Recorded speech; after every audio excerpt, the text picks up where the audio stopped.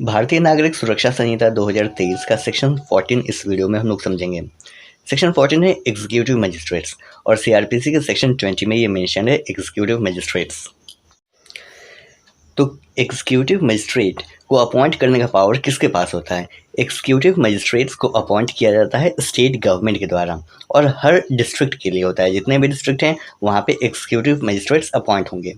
कितने executive magistrates appoint होंगे इसका कोई फिक्स्ड नहीं है। जितना स्टेट गवर्नमेंट को अप्रोप्रिएट लगेगा उतना अपॉइंट किया जाएगा एग्जीक्यूटिव मजिस्ट्रेट्स और उन्हीं एग्जीक्यूटिव मजिस्ट्रेट्स में से एक मजिस्ट्रेट को उठाया जाएगा और उसे डिस्ट्रिक्ट मजिस्ट्रेट बना दिया जाएगा। ठीक है, तो ये हर डिस्ट्रिक्ट के लिए होगा। ये है भारतीय नागरिक सुरक्षा संहिता में। और सीआरपीसी में थोड़ा सा डिफरेंस है, उसमें कहता है कि एवरी डिस्ट्रिक्ट के लिए और एवरी मेट्रोपॉलिटन एरिया के लिए, लेकिन भारतीय नागरिक सुरक्षा संहिता में मेट्रोपॉलिटन एरिया का जिक्र नहीं है, इसीलिए इसमें मेंशन नहीं है मेट्रोपॉलिटन एरिया के लिए। कहा है कि केवल डिस्ट्रिक्ट के लिए स्टेट गवर्नमेंट अपॉइंट करेगी हर डिस्ट्रिक्ट के लिए मेनी एग्जीक्यूटिव मजिस्ट्रेट्स, जितना अप्रोप्रिएट गवर्नमेंट को अप्रोप्रिएट लगेगा, और उनमें से एक को डिस्ट्रिक्ट मजिस्ट्रेट बना दिया जाएगा। देखिए, स्टेट गवर्नमेंट ने एग्जीक्यूटिव मजिस्ट्रेट्स को अपॉइंट किया और उनमें से एक एग्जीक्यूटिव मजिस्ट्रेट को डिस्ट्रिक्ट मजिस्ट्रेट बना दिया, और साथ ही साथ उन्हीं एग्जीक्यूटिव मजिस्ट्रेट को में से किसी एक को एडिशनल डिस्ट्रिक्ट मजिस्ट्रेट भी बना दिया जाएगा। ठीक है, स्टेट गवर्नमेंट के द्वारा। और ये जो एडिशनल डिस्ट्रिक्ट मजिस्ट्रेट होंगे इसके पास जो पावर होगा वो डिस्ट्रिक्ट मजिस्ट्रेट का ही पावर होगा। यानी डिस्ट्रिक्ट मजिस्ट्रेट के पास जो पावर होगा वो सेम एडिशनल डिस्ट्रिक्ट मजिस्ट्रेट के पास भी पावर होगा।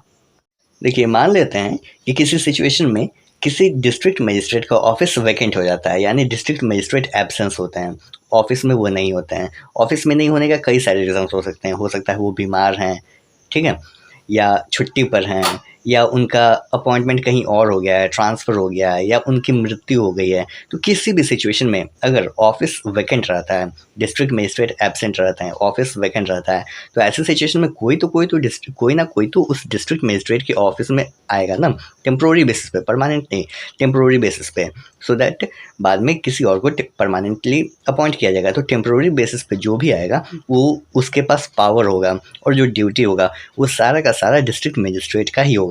हालांकि वो टेम्प्रोरी है, लेकिन फिर भी वो डिस्ट्रिक्ट मजिस्ट्रेट का पावर एंड ड्यूटी एक्सरसाइज करेगा, परफॉर्म करेगा। अब तक हम लोग बात किए डिस्ट्रिक्ट के कंटेक्स्ट में, अब बात करेंगे हम लोग सब डिवीज़न के कंटेक्स्ट में। देखिए, जो स्टेट गवर्नमेंट होगी वो किसी भी सब डिवीज़न के लिए किसी एग्जीक्यूटिव मजिस्ट्रेट को उस सब डिवीज़न का इंचार्ज बना देगा। ठीक है, स्टेट गवर्नमेंट, तो उस एग्जीक्यूटिव मजिस्ट्रेट को कहा जाएगा सब डिविजनल मजिस्ट्रेट। तो पूछा जाएगा सब डिविजनल मजिस्ट्रेट को अपॉइंट कौन कर सकता है? तो स्टेट गवर्नमेंट अपॉइंट कर सकता है। और कहाँ के लिए होता है? तो सब डिवीज़न के लिए होता है। स्टेट गवर्नमेंट में delegate this power to the district magistrate.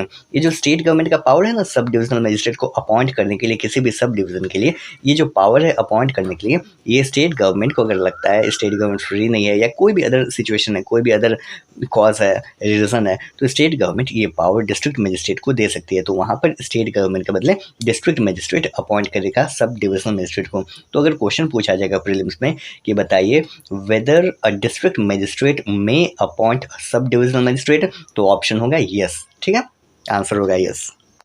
Further, state government के पास पावर होता है कि वो एग्जीक्यूटिव मजिस्ट्रेट का पावर दे सकता है किसी और को।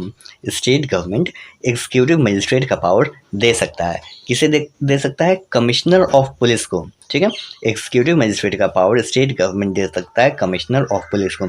ये भारतीय नागरिक सुरक्षा संहिता कहता है। लेकिन सीआरपीसी कहता है कि ठीक है, ये जो कमिश्नर ऑफ पुलिस को दिया जाएगा ना, ये किसी मेट्रोपॉलिटन एरिया के लिए दिया जाएगा, ये सीआरपीसी कहता है।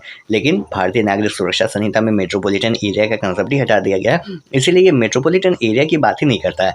सिंपली कहता है कि स्टेट गवर्नमेंट एग्जीक्यूटिव मजिस्ट्रेट का पावर कमिश्नर ऑफ पुलिस को दे देगा। ये चीज़ जो है ना, ये दो लाइन को हटा दिया गया है। ठीक है, ये तो ये था इस वीडियो में हमारा एग्जीक्यूटिव मजिस्ट्रेट का कंसेप्ट। आई होप आप समझ गए होंगे। मिलते हैं नेक्स्ट वीडियो में। Thanks for watching. जय हिंद।